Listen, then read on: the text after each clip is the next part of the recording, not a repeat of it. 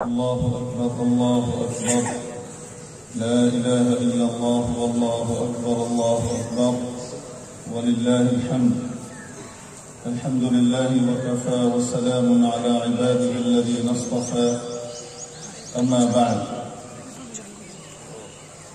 সম্মানিত মুসল্লিয়ান কিরাম আল্লাহ তাবারাকা ওয়া তাআলা আজকে এই আনন্দের মুহূর্তে আমাদেরকে একত্রিত হবার তৌফিক দান করেছেন। আজকের ঈদের দিনে আমাদেরকে জীবিত রেখেছেন, জীবিতদের ভিতরে আমাদেরকে ঠাঁই দিয়েছেন এবং ঈদের আনন্দে শরীক হবার জন্য মুসল্লায় আসবার তৌফিক দান করেছেন। শুকর আদায় করে আলহামদুলিল্লাহ। এই উপস্থিতি, ঈদ মানে আনন্দ। ঈদ অর্থ উৎসব। মানুষ যখন পরীক্ষায় সাফল্য পায় তখন সে আনন্দ করে।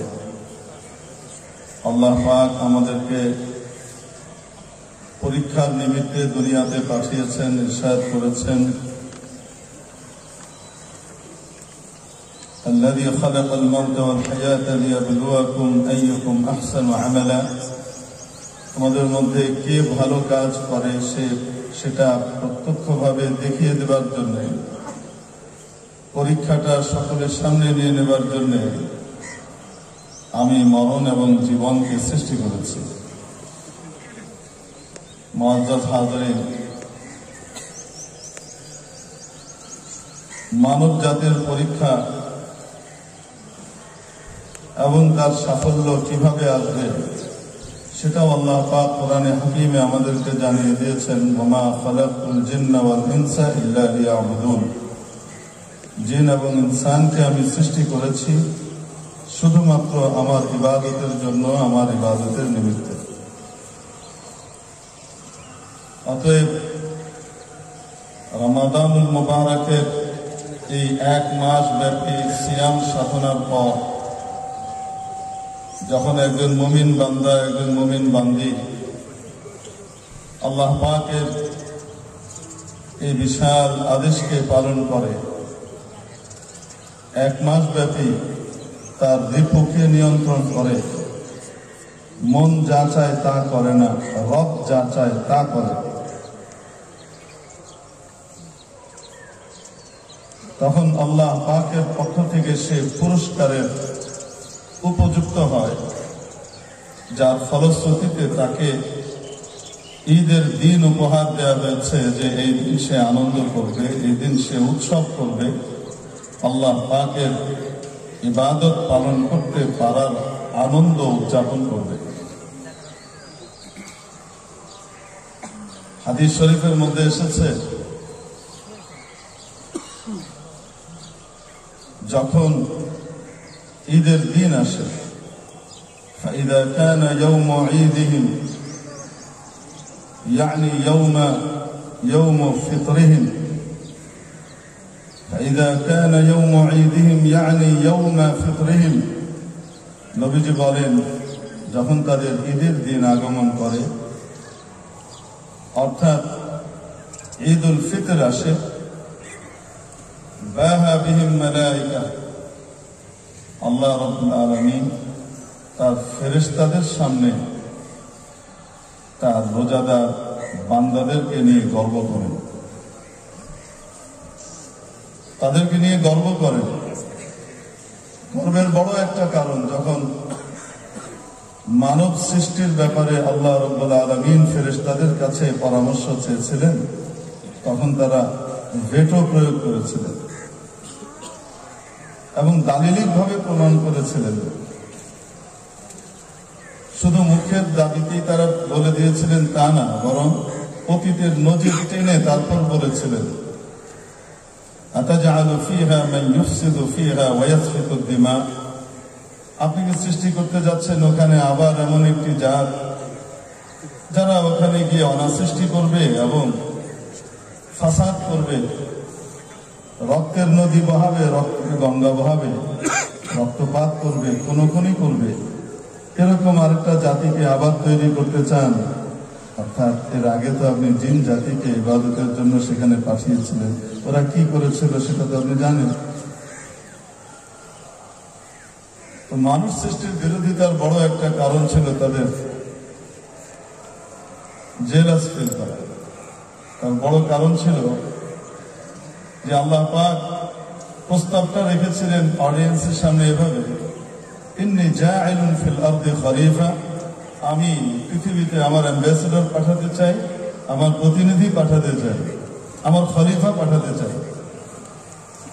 অথচ ইতিপূর্বের কোন মাখলুককে, কোন সৃষ্টিকে, ইভেন ফেরেশতাদেরকেও আল্লাহ তাআলা খলিফা হিসেবে, নিজের প্রতিনিধি হিসেবে সাব্যস্ত করেননি। তো ফেরেশতারা তো বুঝছিলেন যে যাকে বানাতে যাচ্ছেন সে তো আমাদের চেয়ে অনেক উপরের হবে, আল্লাহর অনেক বেশি নৈকট্য প্রাপ্ত হবে, আল্লাহর অনেক কাছের হবে। তো কে না চায় আল্লাহর অধিক কাছে থাকতে? এজন্য ওটা না হলেই ভালো। তাই দারিদ্রিক ভাবে তারা প্রমাণ করেছিলেন যে আল্লাহ তৈরি করলে এরা তো তাই করবে। তো আল্লাহ পাক বলেছিলেন, ইন্নী আ'লামু মা লা তা'লামুন, আমি যা জানি তোমরা তা জানো না, তোমরা যেগুলো জানো না সেটাও আমি জানি। যখন ঈদের দিন আসে, 1 মাস সিয়াম সাধনা পালন করে, আর তারপরে সে নামাজের পাবন্দি করেছে, বিশেষ নামাজ তারাবি সেটাও সে আদায় করেছে, ইবাদতের প্রতি অনুরক্ত হয়েছে, গুনাহকে ছেড়ে দিয়েছে, কমিয়ে দিয়েছে। এটা যখন হয় আর ঈদের দিন সব দলে দলে ঈদগাহের দিকে আসতে থাকে, তখন আল্লাহ পাক তাদেরকে সামনে নিয়ে বলতে থাকেন, নবীজি বলেন, বাহাদিহিম মালাইকা, এই সকল বান্দাদেরকে নিয়ে আল্লাহ তাআলা গর্ব করেন, ফেরেশতাদের সামনে গর্ব করেন যে দেখো তোমরা কি বলেছিলে আর কি হচ্ছে, দেখো দেখো আমার বান্দারা কি কোরবানি দিয়ে, ত্যাগ দিয়ে আজকে তারা আমার সামনে হাজির হচ্ছে। এরপর জিজ্ঞেস করেন, ইয়া মালাইকাতি মা জাযাউ আজীরিন ওয়াফা আমালাহ, যে মজদুর তার কাজ সম্পন্ন করে তার বিনিময় কি হওয়া উচিত?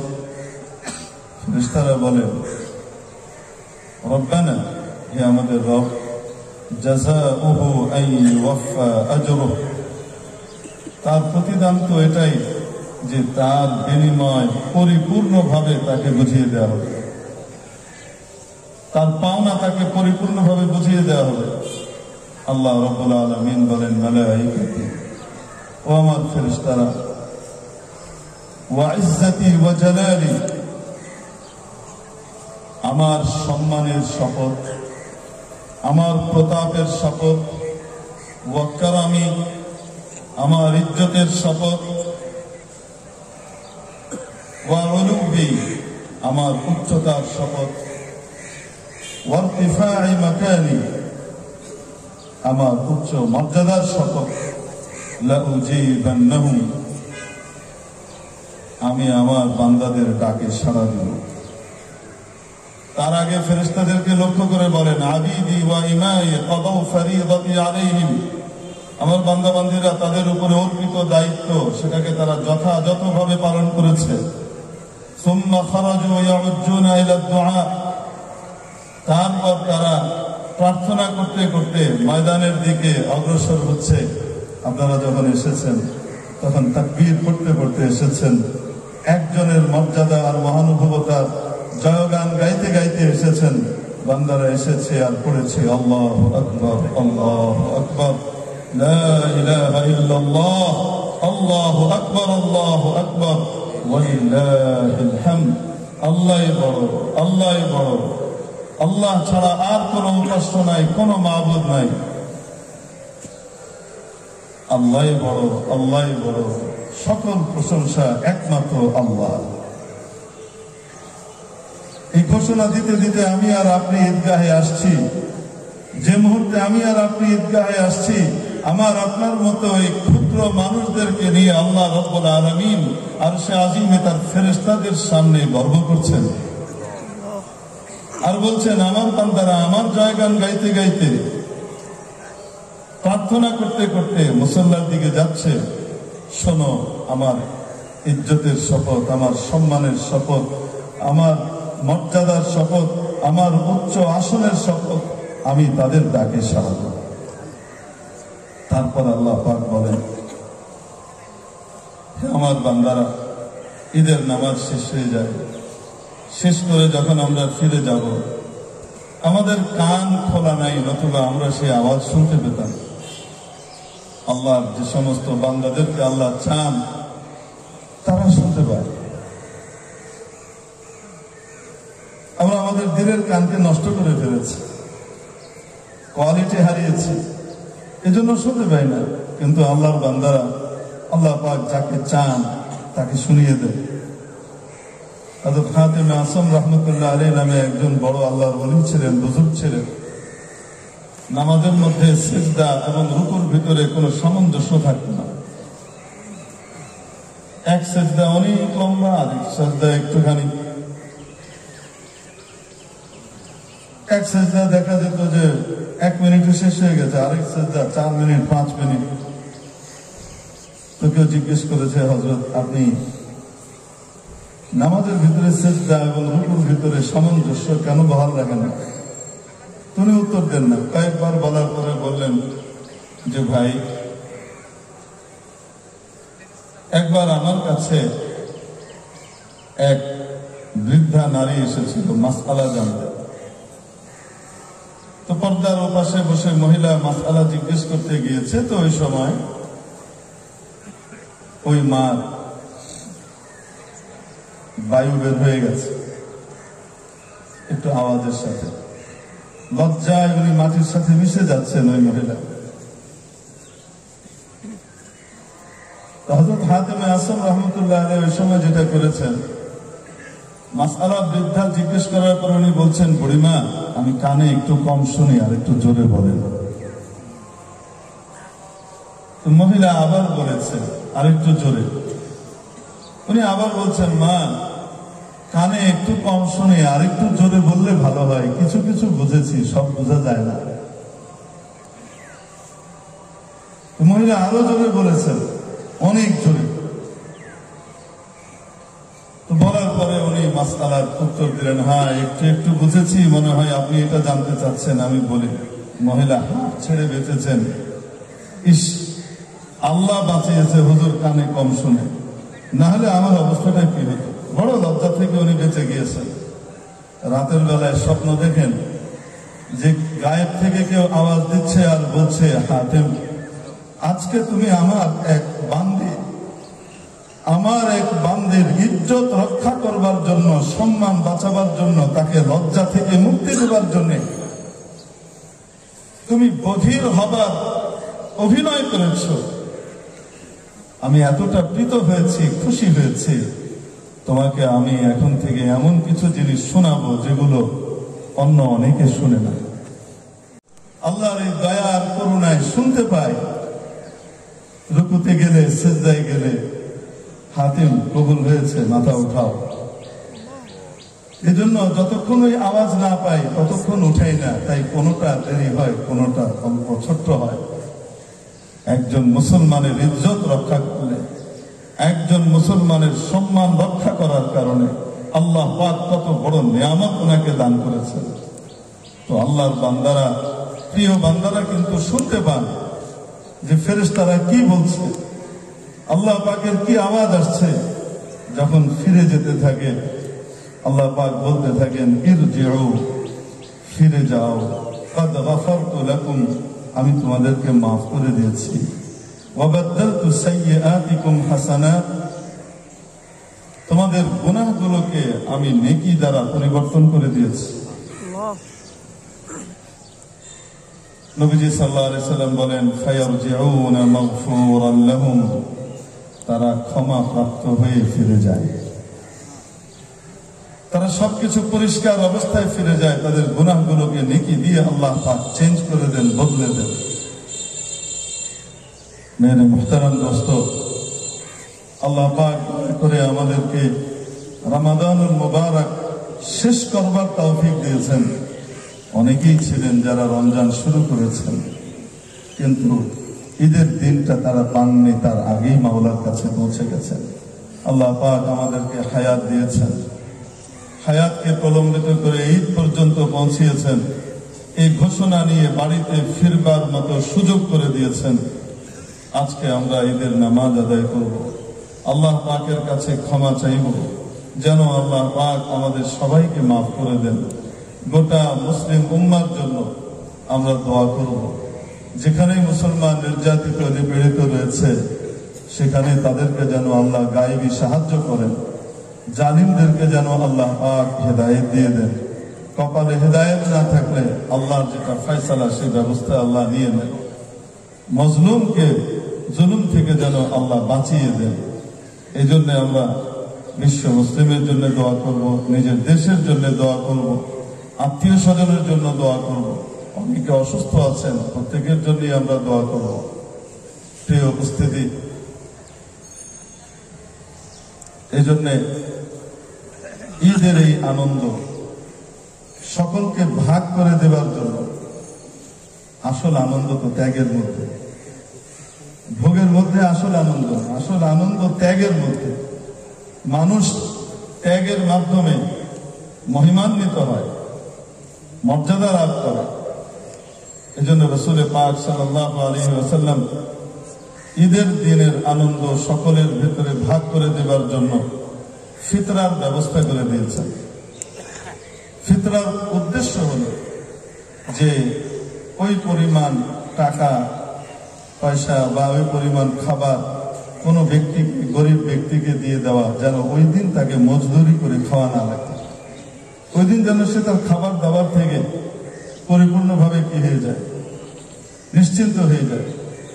এই জন্য ঈদগাহে আসবার আগেই ফিতরা দিয়ে দিতে হয়। ফিতরার মাসআলা আলোচনা হয়েছে, আপনারা জানেন, মসজিদেও আলোচনা হয়েছে।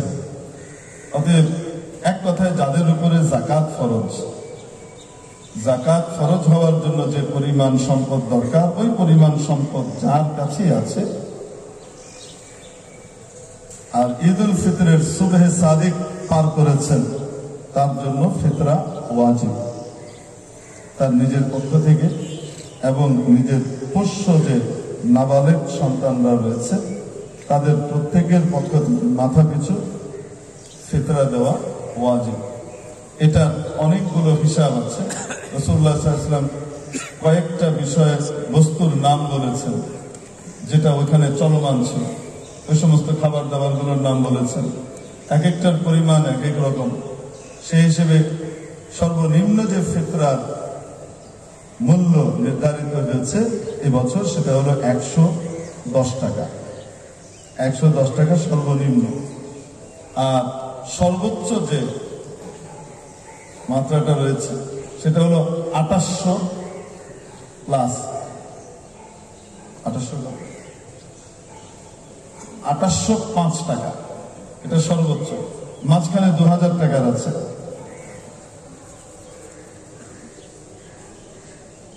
মাঝখানে কত আছে? 2000 টাকারও আছে, 500 টাকারও আছে। এজন্য যার সাধ্যে যেটা আছে, আল্লাহ পাক যাকে যে পরিমাণ অর্থ দিয়েছেন, সে সেই হিসেবে আদায় করলে ইনশাআল্লাহ তাআলা হয়ে যাবে। আপনি আপনার ফিতরা আপনার সার্ভেন্টকে, আপনার দারোয়ানকে, আপনার ড্রাইভারকে, যদি সে উপযুক্ত হয়, তাকে আপনি দিতে পারেন।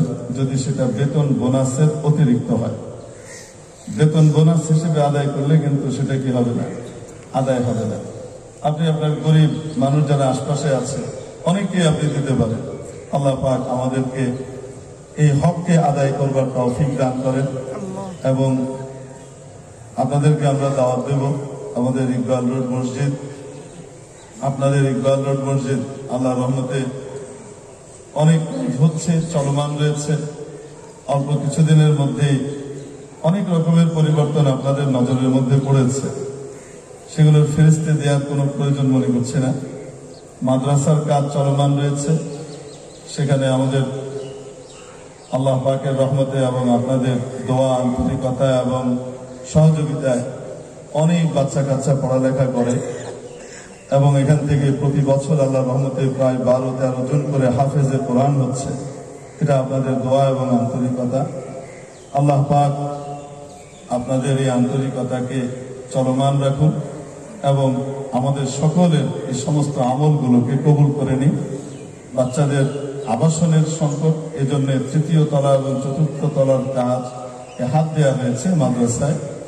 1,16,00,000 টাকার আনুমানিক বাজেট আছে। আলহামদুলিল্লাহ পিলারগুলো দাঁড়িয়ে গেছে, এরপরে টিম এবং ছাদ হবে ইনশাআল্লাহ। আপনাদের সকলকে দাওয়াত রইল, আপনারা যাবেন, দেখবেন, দোয়া করবেন। জাযাকুমুল্লাহু তাআলা খায়রান ওয়া খায়রাল জাযা। আমি আমাদের অন্তর্ভুক্ত